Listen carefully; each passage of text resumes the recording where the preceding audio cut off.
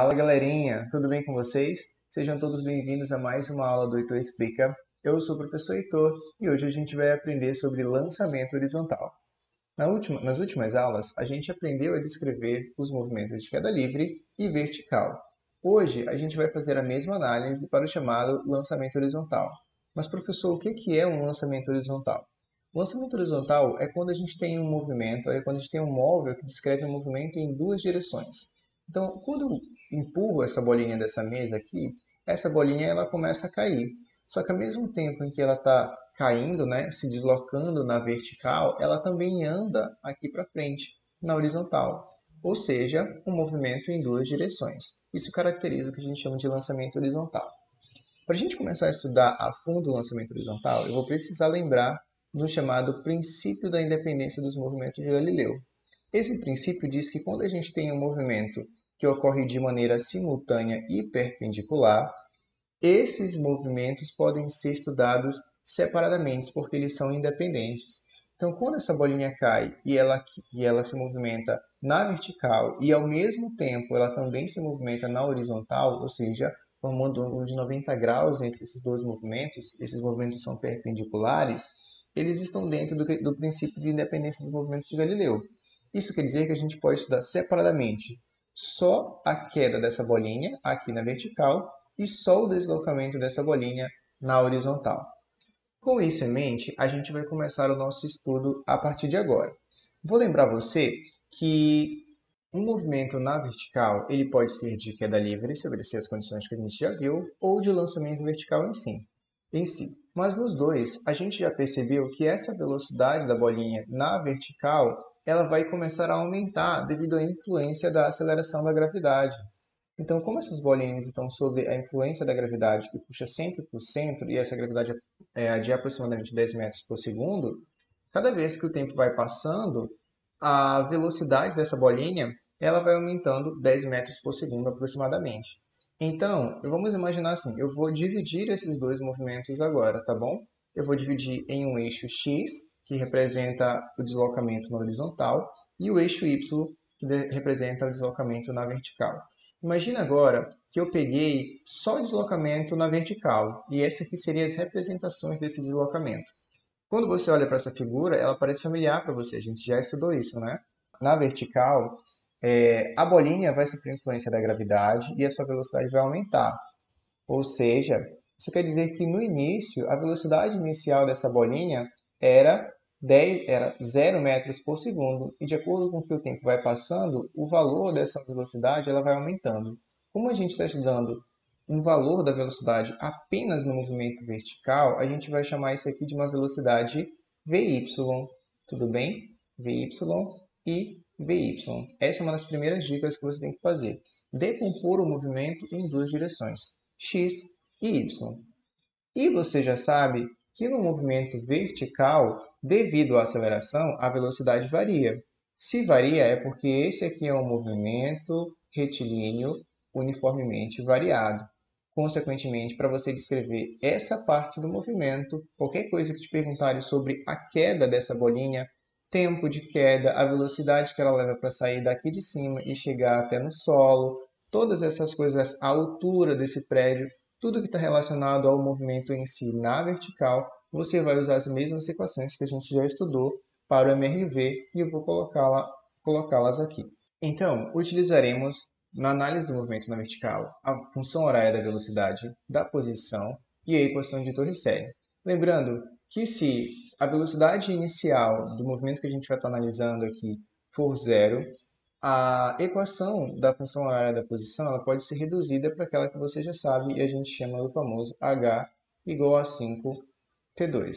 Então, todas as equações que a gente estudou nas últimas aulas, você vai poder utilizar para analisar independentemente apenas a queda dessa bolinha. Dito isto, a gente pode analisar agora o movimento dessa bolinha na horizontal. Quando você olha o movimento dessa bolinha na horizontal, estou representando aqui as futuras posições dessa bolinha em verde, tá bom? Você vai perceber que na horizontal a gente não tem aceleração. A única aceleração que a gente está tendo é a da gravidade. A gravidade sempre aponta para baixo, faz com que a velocidade aumente para baixo.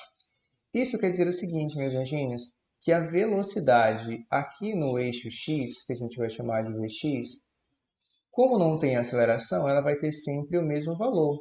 Esse valor inicial, de 10 metros por segundo.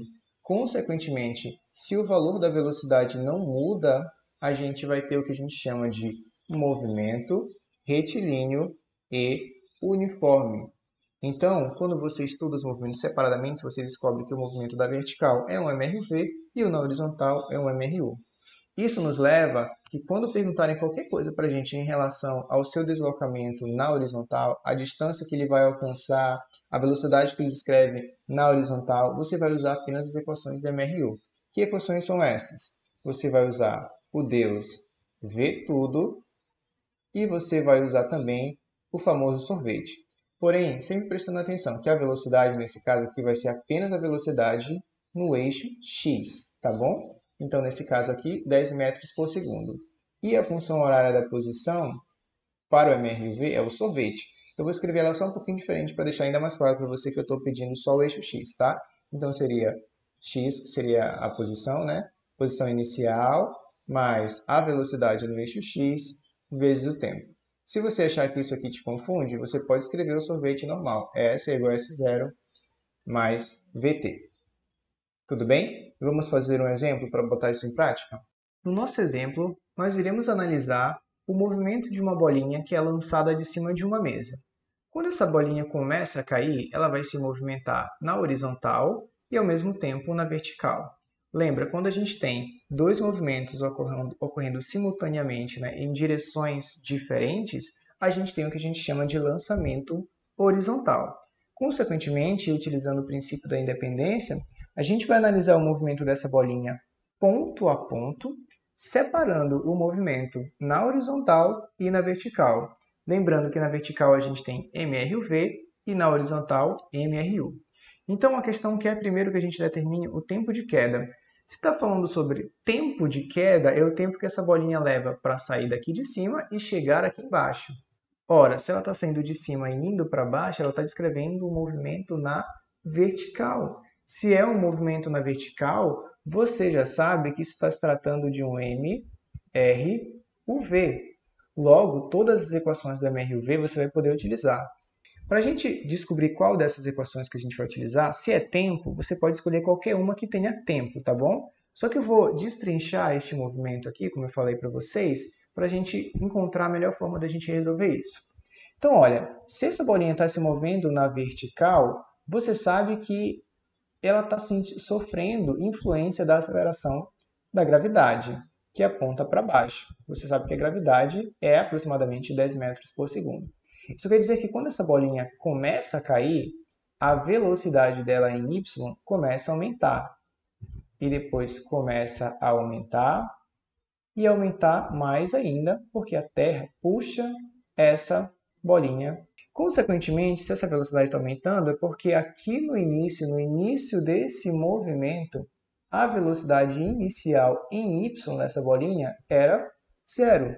Se a velocidade inicial é zero, você tem uma queda, um movimento na vertical, a gente está tratando de um movimento de queda livre.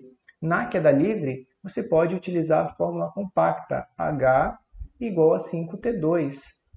Ele deu para a gente a altura, então você substitui 20 metros, está aqui, é igual a 5 vezes o tempo ao quadrado, que é o que a gente quer determinar. Eu vou pegar este 5, vou passar ele dividindo. Então, 20 dividido para 5 vai dar 4. Então, vou ter aqui, ó, t ao quadrado igual a 4. Quando você tira essa raiz, você descobre que o tempo que essa bolinha leva para chegar no chão é exatamente 2 segundos.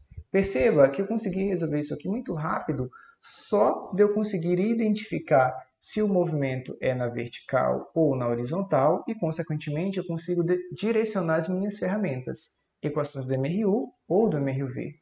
Agora, na letra B, quando ele pergunta qual o alcance da bolinha, se ele está falando do alcance, ele está falando desse movimento aqui, ó, um movimento que ocorre na horizontal. Se é na horizontal, você tem duas situações que você pode utilizar para encontrar tempo, alcance ou tempo, distância ou velocidade. Deus vê tudo ou o sorvete. Então, olha lá, eu vou usar aqui o Deus é todo, tá bom? Já que a gente quer o alcance, a gente vai encontrar essa distância que essa bolinha vai alcançar. Então, d é igual a velocidade em x vezes o tempo que essa bolinha leva. Então, a gente tem aqui que ele está dando para a gente essa velocidade, ele deu aqui no início, que é a velocidade que está indo para frente, é a nossa velocidade em vx, tá bom?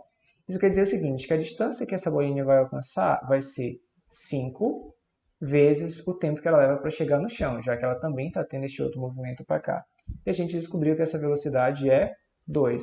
Você descobre, então, que o alcance dessa bolinha é 10 metros. Espero que tenha dado de você entender. Até a próxima!